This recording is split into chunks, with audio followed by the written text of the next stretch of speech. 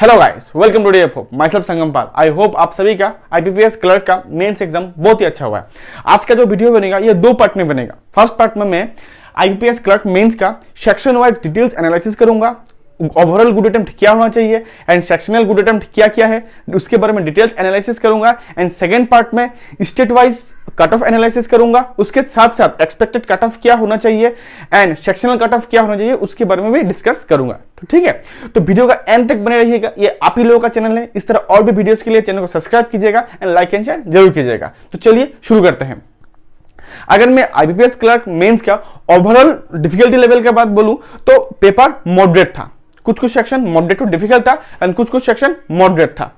ठीक है, जैसे आप लोगों को पता ही है कि आईपीपीएस क्लर्क मेंस में 4 सेक्शन होता है। एक क्वांट, दूसरा रीजनिंग एबिलिटी एंड कंप्यूटर, तीसरा general awareness and fourth English. And ये चारों सेक्शन में बच्चों को सबसे डिफिकल्ट लगा रीजनिंग सेक्शन। ठीक है, तो हर सेक्शन के बारे में मैं डिटेल्स एनालिसिस करूंगा। तो ठीक है, तो फर्स्ट शुरू करते हैं क्वांट सेक्शन से। ठीक है, क्वांट सेक्शन का अगर मैं बात बोलूं तो क्वांट सेक्शन में 50 क्वेश्चंस होता है एंड 50 मार्क्स रहता है, ये तो आपको पता ही है। तो उनमें से डीआई में 21 मार्क्स देखा गया है। उसमें से एक था कैसलेट एंड 3 डीआई था। 3 डीआई में कौन सा था देखिए। फर्स्ट पाई चार्ट था, जो पाई चार्ट, एक पाई चार्ट था, एक लाइन चार्ट था, एक टेबुलर था। जो पाई चार्ट था वो प्रेजेंट एंड एब्सेंट के ऊपर बेस्ड था, जिसमें परसेंटेज दिया हुआ था एंड ए माइनस बी एक वेरिएबल दिया हुआ था, उसके ऊपर ही बेस करके आपको डाटा निकालना था। ठीक है, एंड अगर मैं बोलूं लाइन चार्ट, तो लाइन चार्ट आपका फिटनेस का ऊपर था, जो 2001 से 2005 का जो डाटा दिया हुआ था। एंड अगर मैं टेबुलर की बात बोलूं तो टेबुलर आपका WXYZ एक डाटा दिया हुआ था एंड उसमें से कुछ डाटा मिसिंग था, उसी को क्वेश्चन में से आपको निकालना था। तो यही तीनों चीजों के ऊपर 3 डीआई था। एंड कैसलेट आपका था सोल्ड एंड अनसोल्ड का ऊपर था।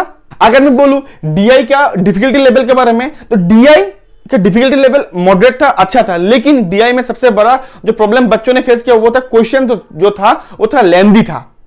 क्वेश्चन जो था वो थोड़ा लेंदी था। अगर मैं स्पीड मैथ के बात बोलूं तो अप्रोक्सीमेशन 2 से 3 क्वेश्चन देखा गया है। क्वाड्रेटिक से 5 से 6 क्वेश्चन क्वाड्रेटिक का भी था। उसके साथ साथ नंबर सीरीज, अगर मैं नंबर सीरीज की बात बोलूं, नंबर सीरीज थोड़ा अलग था। ट्रिपल नंबर सीरीज था, जिसमें से एक्स का एक वेरिएबल था, जो कौन सा में सेटिस्फाइड कर रहा है कि नहीं कर रहा है वो आपको निकालना था। तो ये थोड़ा नंबर सीरीज थोड़ा डिफरेंट था। अगर मैं बोलूं क्वाड्रेटिक एंड अप्रोक्सीमेशन, ये दोनों अच्छा था, ये डुएबल था। आप यहां पे 100% एक्यूरेसी से 100% मार्क्स आप ला सकते थे। ठीक है, एंड अरिथमेटिक से एक ह्यूज पार्ट दिखा गया है। 15 से 17 क्वेश्चन था अरिथमेटिक से, लेकिन अरिथमेटिक का 4 से 5 क्वेश्चन थोड़ा अलग था। वो डाटा सफिशिएंसी भी नहीं बोल सकता, लेकिन थोड़ा सा अलग था। एंड बाकी क्वेश्चन उतना डिफरेंट था नहीं, नॉर्मल था। ठीक है, अगर मैं क्वांट का ओवरऑल डिफिकल्टी लेवल का बात बोलूं तो क्वांट का जो सेक्शन था वो मॉडरेट लेवल का था। एंड अगर आपने क्वांट में 25+ अटेम्प्ट किया with good accuracy, means 95% accuracy के साथ, तो मेरे हिसाब से ये बहुत बढ़िया अटेम्प्ट है। तो अभी मैं शुरू करता हूं रीजनिंग सेक्शन। ठीक है, रीजनिंग सेक्शन में पजल एंड सिटिंग अरेंजमेंट से टोटल कितना मार्क्स आया ये अभी तक मिला नहीं है मुझे, तो आप लोगों के लिए इमीडिएटली लाना था, इसलिए मैंने फटाफट लाया। मैं शाम को कमेंट बॉक्स में ये मेंशन कर दूंगा कि टोटल कितना मार्क्स आया था पजल एंड सिटिंग अरेंजमेंट से। लेकिन अभी जो पता चला बच्चों से, एक फ्लोर बेस था जिसमें फ्लैट था एंड उसका कुछ आदमी को सेट करना था, जिसमें 5 क्वेश्चंस आया हुआ था, ये था। एंड दूसरा था जो डे बेस था, पोस्ट वाइज उसको अरेंजमेंट करना था, इसमें भी 5 क्वेश्चन था। लेकिन बच्चों को सबसे इंटरेस्टिंग लगा मशीन इनपुट आउटपुट, जिसमें 5 क्वेश्चन था, ईच क्वेश्चन 2 मार्क्स करके था। ये बच्चों को सबसे ज्यादा अच्छा लगा एंड मैक्सिमम बच्चे ने इसको टच किया। दूसरा था डाटा सफिशिएंसी था, 3 to 4 क्वेश्चन डाटा सफिशिएंसी से देखा गया। And coded blood relation, and इसमें कोडेड ब्लड रिलेशन भी था, जिसमें 3 से 4 क्वेश्चन देखा गया। उसके साथ साथ मैट्रिक्स के भी 4x4 एक मैट्रिक्स के भी क्वेश्चन देखा गया वहां पे। लॉजिकल रीजनिंग था, लॉजिकल रीजनिंग से 6 to 7 क्वेश्चन था, जहां पे आपका कोर्स ऑफ एक्शन था, आर्गुमेंट का ऊपर था एंड एग्जाम्पल्स था, जिसमें से 2 से 3 क्वेश्चन स्ट्रेट फॉरवर्ड था एंड 3 से 4 क्वेश्चन थोड़ा सा मतलब आपको एनालिसिस करना पड़ रहा था बच्चे को। ठीक है, उसके साथ सिलॉक्स भी था, नॉर्मल सिलॉक्स उतना डिफिकल्ट था नहीं। सिलॉक्स था वो अच्छा था, नॉर्मल सिलॉक्स था, 3 से 4 क्वेश्चन सिलॉक्स का भी देखा गया है। अब अगर डिफिकल्टी लेवल की बात बोलूं तो जो पजिल था उतना इजी था नहीं, उतना इजी था नहीं, मॉडरेट टू डिफिकल्ट था। अगर मैं ओवरऑल रीजनिंग का डिफिकल्टी लेवल का बात बोलूं तो रीजनिंग का जो डिफिकल्टी लेवल था वो मॉडरेट टू डिफिकल्ट था। अगर आप रीजनिंग में 20 प्लस अटेम्प्ट किए हो with good accuracy, means 95% accuracy के साथ अगर आप 20 प्लस अटेम्प्ट किए हो तो मेरे हिसाब से ये अच्छा अटेम्प्ट है, बहुत अच्छा अटेम्प्ट है। ठीक है, अगर मैं अभी इंग्लिश का बात बोलूं तो इंग्लिश में जैसे आप लोगों को पता ही है 40 क्वेश्चन होता है, तो इनमें से आरसी से 14 to 18 क्वेश्चन देखा गया, जिनमें से 2 आरसी था, एक हैवी रेनफॉल का ऊपर था और दूसरा माउंटेन एंड सैटेलाइट के ऊपर था। ठीक है, जो अच्छा था, थोड़ा बड़ा था लेकिन अच्छा था, बनाने लायक था। ईडीएम एंड फेथ से भी 2 से 3 क्वेश्चन देखा गया है। उसके साथ साथ ट्रिपल पैराफिलेट था, जो ट्रिपल पैराफिलेट था लेकिन वो अच्छा था, मतलब उतना डिफिकल्ट था नहीं, तो उसमें भी 3 से 4 क्वेश्चन देखा गया। ठीक है, पैरा जंबल से अगर बोलूं, पैरा जंबल से भी 3 से 4 क्वेश्चन था। एंड क्लोज टेस्ट जो था, cloze test straightforward cloze test नहीं था, थोड़ा अलग टाइप का था। ठीक है, एंड अगर इडोट डिटेक्शन से भी 3 से 4 क्वेश्चन था। ठीक है, अगर मैं ओवरऑल इंग्लिश सेक्शन का बात बोलूं, ओवरऑल अगर इंग्लिश सेक्शन का बात बोलूं तो मेरे हिसाब से इंग्लिश सेक्शन भी थोड़ा सा मॉडरेट था। ठीक है, अगर आपने इंग्लिश सेक्शन में 24 प्लस अटेम्प्ट किए हो with good accuracy, 95% accuracy, then ये अच्छा अटेम्प्ट है।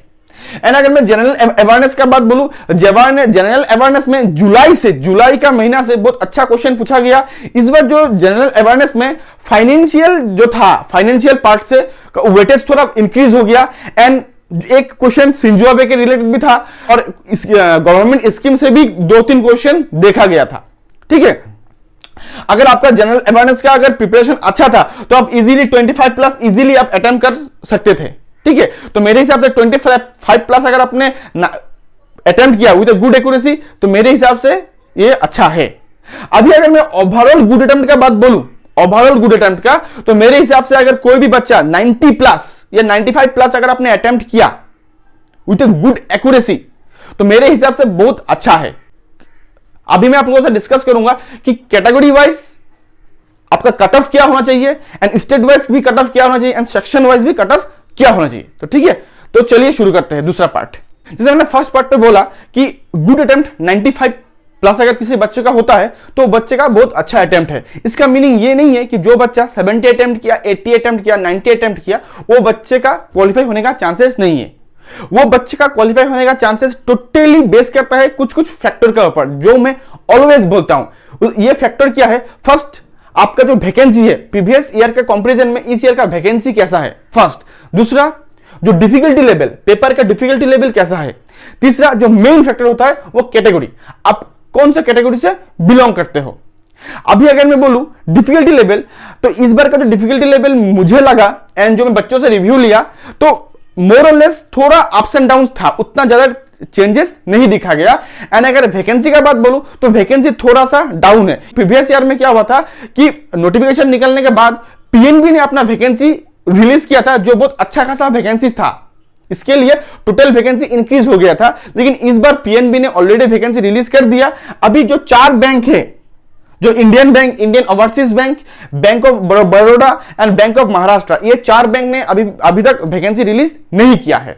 तो इससे अगर मिलता भी है तो उतना ज्यादा मिलने का चांसेस मेरे हिसाब से नहीं होना चाहिए। ठीक है, तो कट ऑफ इस बार अगर मैं बोलूं इस स्टेट का थोड़ा सा इंक्रीज होने का चांसेस है वैकेंसी, लेकिन इंक्रीज होने का चांसेस है, लेकिन कितना इंक्रीज होगा ये भी तो मेन बच्चों का सवाल है ना, कितना इंक्रीज होगा, तो वही मैं आज आप लोगों के साथ डिस्कस करूंगा। ठीक है, अगर मैं टोटल वैकेंसीज का बात बोलूं 2019 के साथ 2022 तक का, 2019 में 12,000 वैकेंसीज था, 12,000 प्लस।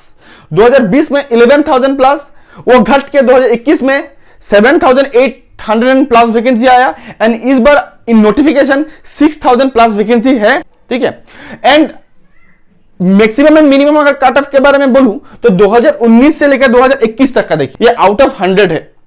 गोवा का था मिनिमम कट ऑफ जो 35 था, and maximum cut off UK का था, उत्तराखंड का था, जो 1900, 2000 या 2100 तीनों ही साल में यूके का कट ऑफ सबसे ज्यादा था। एंड अगर मैं बोलूं मिनिमम कट ऑफ 2020 में अरुणाचल का था 21.88 मींस 22, नियरली 22 मींस बहुत कम था। ठीक है, एंड 21 में तो और भी कम, मिजोरम का था 19.50। अभी मान लीजिए आप ऐसा ही स्टेट से बिलोंग करते हो, इस बार का अगर सब कुछ सेम ही है, कट ऑफ भी सेम ही है और वैकेंसीज भी सेम है, तो अगर आप ऐसा स्टेट से बिलोंग करते हो, अगर आपका अटेम्प्ट 70-80 है तो आपके क्वालिफाई होने का चांसेस है। इसलिए मैं बोल रहा हूं कि आपके अटेम्प्ट अगर कमती है तो ये मत सोच के बैठिए कि मेरा क्लियर नहीं होगा। इसलिए मैं बोल रहा हूं फर्स्ट एनालिसिस देख लीजिए मेरा, ठीक है। तो अभी मैं कुछ कुछ स्टेट का कट ऑफ का एनालिसिस करूंगा, लास्ट 3 ईयर के साथ इस ईयर का क्या होने वाला है वो टोटल एनालिसिस करूंगा, देख लीजिएगा। फर्स्ट स्टेट उत्तराखंड का, यूपी का, असम का, सिक्किम का, पंजाब एंड कर्नाटका, ये 6 स्टेट का एनालिसिस करूंगा। अगर आपको दूसरा और भी कोई स्टेट का जानना है तो कमेंट बॉक्स में जरूर मेंशन कीजिएगा, मैं वो भी स्टेट का बता दूंगा, ठीक है, क्योंकि सारा स्टेट का मेंशन करना पॉसिबल नहीं होता है, ठीक है। तो देखिए उत्तराखंड का 2019 का बात बोलूं तो वैकेंसी था 70 एंड वहां का जो कट ऑफ गया था, मैं यूआर कट ऑफ, ठीक है, ये वैकेंसी भी यूआर का है एंड कट ऑफ भी यूआर का है, ठीक है। तो जो वैकेंसी था 70, जो कट ऑफ गया है 49.88 मींस नियरली 50 पकड़ सकता हूं, ठीक है। एंड 2020 में वैकेंसी डाउन होकर 20 गया, कट ऑफ भी थोड़ा डिक्रीज हुआ, कितना हुआ 46.13, नियरली 46 के जैसा कट ऑफ था। एंड 2021 का बात बोलूं तो ये 4 था वैकेंसी ओनली, तो यहां पे कट ऑफ भी थोड़ा डाउन हुआ क्योंकि कंपटीशन लेवल लो हो गया, शायद अप्लाई कैंडिडेट कम भी था, तो 39.25 था यूआर का कट ऑफ। अगर मैं इस बार का बात बोलूं 13, देखिए उतना डिफरेंस है नहीं, उतना डिफरेंस है नहीं, तो इस बार यहां का कट ऑफ इंक्रीज होने का चांसेस, डिक्रीज होने का चांसेस मेरे हिसाब से नहीं है, इंक्रीज होगा। ये कितना इंक्रीज होगा, थोड़ा ज्यादा इंक्रीज, थोड़ा सा इंक्रीज हो सकता है। तो मेरे हिसाब से अगर मैं बोलूं अप टू 45 तक रह सकता है इसे कट ऑफ, अप टू 45 तक इसे कट ऑफ रहने का चांसेस है, अप टू 45, ठीक है। ये उत्तराखंड का है। अगर मैं यूपी का बात बोलूं, देखिए यूपी में 2019 में 518 था वैकेंसीज, 518 था, जो कट ऑफ था 45.13 एंड 2020 में ये घट के 113 हो गया, जो कट ऑफ भी 42 हो गया था। लेकिन 2021 में यही इंक्रीज होके 431, बहुत ज्यादा वैकेंसीज आया था, जो कट ऑफ भी डिक्रीज होके 36 हो गया था। इस बार कितना है 439 है, मींस कट ऑफ मोरलेस सेम है। तो इस बार का देखिए जो डिफिकल्टी लेवल है वो भी मोरलेस सेम है, कंपटीशन तो इंक्रीज हुआ है, क्योंकि आप लोगों को पता है कि डे बाय डे कंपटीशन तो इंक्रीज हो रहा है, तो कट ऑफ तो घटने का चांसेस है नहीं। अगर आप यूपी से हो तो मेरे हिसाब से अप टू 45 तक आप एज्यूम कर सकते हो, क्योंकि यूपी में कंपटीशन बहुत ज्यादा होता है, यूपी का कंपटीशन लेवल बहुत ज्यादा होता है, ठीक है। ये है, ठीक है। आसाम, कुछ कुछ स्टेट ऐसे हैं जहां पे वैकेंसी अगर इंक्रीज भी होता है, वहां का कट ऑफ डिक्रीज होने का चांसेस बहुत कमती होता है। और इस हिसाब से आसाम एंड त्रिपुरा एक ऐसा स्टेट है जहां पे वैकेंसी इंक्रीज होने से भी कट ऑफ उस हिसाब से डिक्रीज नहीं होता है। तो आसाम का देखिए 2019 में वैकेंसी था ओनली 13, लेकिन यहां का कट ऑफ था 41.88, इसमें वैकेंसी था 99 एंड कट ऑफ गया है 37.75, जो घट गया, ठीक है। एंड 2021 में 84 था, 84 वैकेंसीज था, लेकिन उसमें कट ऑफ गया 32 आउट ऑफ 100, ठीक है। इस बार है 72, इस बार जो वैकेंसी है 72, तो मेरे हिसाब से असम का कट ऑफ भी इस बार बढ़ने का चांसेस है, कट ऑफ, ठीक है। असम का कट ऑफ 35 to 40 मेरे हिसाब से। मैं सिक्किम का बोलूं तो सिक्किम या मणिपुर हो, मिजोरम हो या मेघालय, वहां पे उतना वैकेंसी रिलीज नहीं होता है, ठीक है।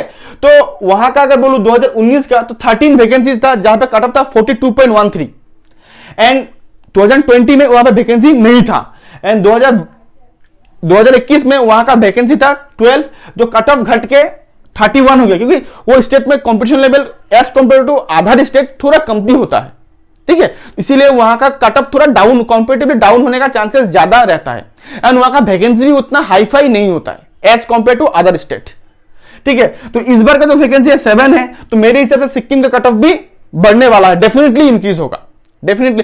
देखिए अगर मैं बोलूं इस साल का ना मैक्सिमम स्टेट का कट ऑफ इंक्रीज होने का बहुत ज्यादा चांसेस है, लेकिन अगर आपका वैकेंसी सेम है, जैसे मैं अगर बोलूं यूपी का 431 से 439 है, तो वैकेंसी सेम है, तो कट ऑफ उतना ज्यादा इंक्रीज नहीं होगा। हाँ इंक्रीज होगा, 4-5 इंक्रीज हो सकता है। कुछ कुछ स्टेट में मान लीजिए वैकेंसी ज्यादा ही कमती हो गया, तो वहां का कट ऑफ डेफिनेटली ज्यादा बढ़ने का चांसेस है। इसी के हिसाब से अगर मैं पंजाब का बात बोल दिया, पंजाब का 2019 में 266 पोस्ट था, उसमें से कट ऑफ था नियरली 49, जो घट के 2020 में 70 हो गया। तो 70 के उस टाइम में कट ऑफ था 45.75 एंड 2021 में वही इंक्रीज होके 168 हुआ, इसके लिए कट ऑफ भी क्या हो गया, डिक्रीज हो गया। कितना डिक्रीज हुआ, 38.50। ठीक है। एंड इस बार का जो वैकेंसी है मोर और लेस सेम ही है, उतना चेंजेस नहीं है। तो इस बार भी पंजाब का कट ऑफ जो होगा थोड़ा बढ़ने का चांसेस है। 38.50 है, तो ये इंक्रीज होके 42 43 आराम से हो सकता है। ठीक है, इसीलिए मैं बोल रहा हूं 95 प्लस अगर आपका अटेम्प्ट है विद गुड एक्यूरेसी, तो आप कोई भी स्टेट से मतलब निकलने का चांसेस रहेगा। एंड कर्नाटका का अगर बात बोलता हूं, देखिए कर्नाटका में 2019 में वैकेंसी था 407 जो कट ऑफ था नियरली 41, वो घट के 91 हो गया, जहां पे कट ऑफ भी डिक्रीज हुआ, 37 हो गया, 37.63। उसके नेक्स्ट ईयर इंक्रीज हो गया 228 हो गया, जहां पे कट ऑफ भी क्या हो गया, डिक्रीज हुआ, कितना हुआ 33 तक आ गया। लेकिन इस बार का जो वैकेंसीज है वहां पे डाउन है, वहां जो नोटिफिकेशन में दिया था 165 है, अच्छा खासा वैकेंसी डाउन हुआ है। तो यहां पे कट ऑफ इंक्रीज होने का चांसेस बहुत ज्यादा है। उत्तराखंड, यूपी, पंजाब, कर्नाटका, दिल्ली, वेस्ट बंगाल, ये सब स्टेट का कंपटीशन लेवल जो होता है ना वो बहुत ज्यादा पिक पॉइंट पे होता है। तो वो स्टेट का वैकेंसी अगर सेम रहा, अगर थोड़ा भी इंक्रीज हुआ तो कट ऑफ डिक्रीज होने का चांसेस बहुत कमती होता है, क्योंकि वहां ड्यू टू कंपटीशन लेवल वहां कट ऑफ बढ़ने का चांसेस बहुत ज्यादा होता है। एंड आई थिंक आप लोगों को ये डिटेल जो एनालिसिस है वो समझ में आ गया होगा एंड पसंद भी आया होगा। अगर पसंद आया तो डेफिनेटली चैनल को सब्सक्राइब कीजिएगा एंड लाइक एंड शेयर जरूर कीजिएगा। Till then goodbye and take care, thank you.